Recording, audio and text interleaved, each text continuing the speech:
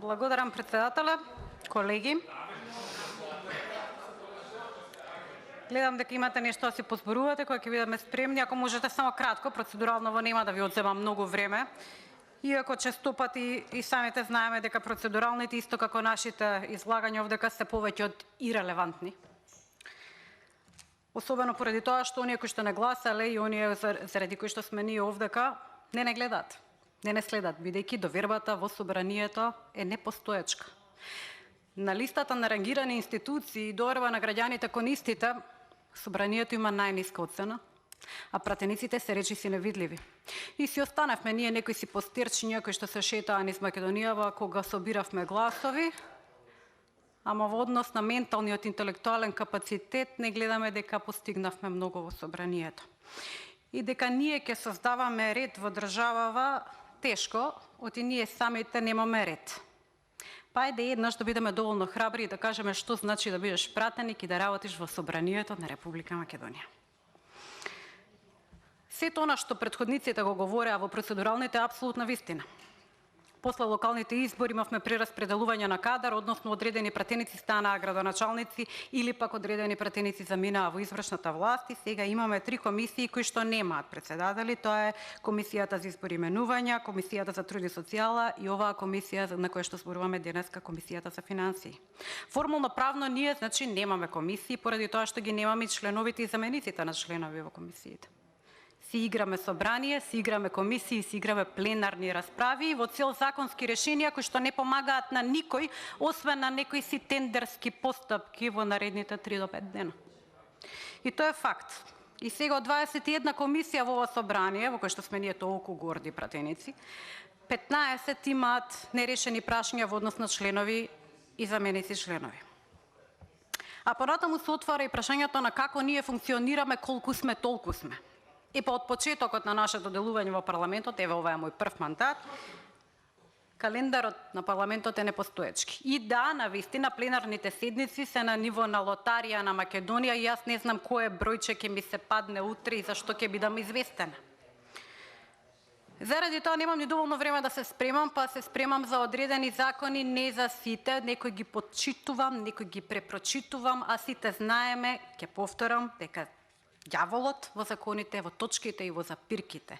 Не е во суштината. Настрана од фактот дека извршната власт носи законски решенија кои што се на ниво на есеј, како го поминавме летниот или зимскиот распуст, и нема никаква форма која што наликува на закон, па ние дополнително ги уверуваме дека се е во ред со тоа што ќе гласаме за или против и ќе надополниме хаварија која што нема врска со парламентарна демократија, ниту со закон, ниту со држава.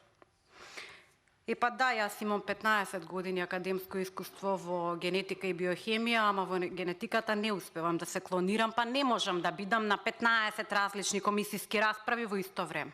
И не можам да го забележам ни континуумот на закони кои што се спроведуваат во 1, 2 или 3 дена последователно на различни седници и не можам да знам кој ќе биде крајниот ефект. Бидејќи секој закон сам за себе, не знам каде е господинот Арберт Адеми, не значи ништо. Меѓутоа, колажот од закони ни отсликува една убава слика за тоа како е да си без држава, па дури без протекторат, и тоа не го знаеме само ние, тоа го знаат и граѓаните. Немој да мислите дека некој тука се залажува и дека не слуша нас пратениците или пак извршната власт и мисли дека надвор карамфили летаат и утре влегуваме во Европска унија. На граѓаните им е сосема јасно дека сме ние група на циркузанти, од кои што едни бркаат имагинарен зајак, а други го бранат имагинарниот зајак, додека некој печали на 3-дневни тендер постапки озаконети, а јас знам нешто и екстра во однос на озаконување на кривични дела. Сега, во однос на она опозицијата го блокира собранието, тоа би била луда опозиција, бидејќи на извршната власт не ја одговара силно собрание. Тоа е контратежа. На опозицијата ја одговара силно собрание. И заради тоа имаме седници закажани на овој начин, комисии кои што се закажани на овој начин, недоволен број на пратеници или невозможност на пратениците од опозицијата да присуствуваат на секоја комисиска расправа. Сето тоа е колаж на непостоење на парламентарна демократија, односно непостоење на собрание. И уште една работа, без разлика колку превртувате овдека очи. Ако го погледнете собранието од надвор, од Жена парк, ние избраните кои што го представуваме народот, влегуваме од среден или заден влез, не од главен. Од главен влез влегува извршна власт, она која што ни сервира текстчиња за кои што народот, од кој ќе ги изгласаме, не нарекува двопрсташи и фотелјаши и црвено, жолто, зелено, кои што не ни знаат што гласале, не ни прочитале. Сега злата опозиција во целта да го спречи ѓаволот во точките и запирките ќе чита, ама позицијата и не баш ги нема никаде. Затоа имате толку мал број на говори на пленарните седници, па и на комисиските расправи. Освен ако немаме сервировка на броеви, а од транспарентност ништо, па опозицијата не може да стигне до информации за да има контратежа и да се дискутира реално на темата. И сега не знам на сите оние кои што се пратеници во оваа собрание од сите 120, како и на оние од власта не им стана глупаво да бидат дел од ова собрание и овој пратенички состав. Како луѓе. Зарем не е салудо. Законите есеи, комисиите на бафтана, пленарните седници онака речено недоречено и повикување кон деловникот и уставот, ама кршење на истите преку колено. И правната фела не знае ни што предава, ни што практикува, адвокатите не знаат по кои закони работат, ама знаеме како ќе се бираат суди и обвинители. И па собранието и довербата. Оцената за нас е најлоша.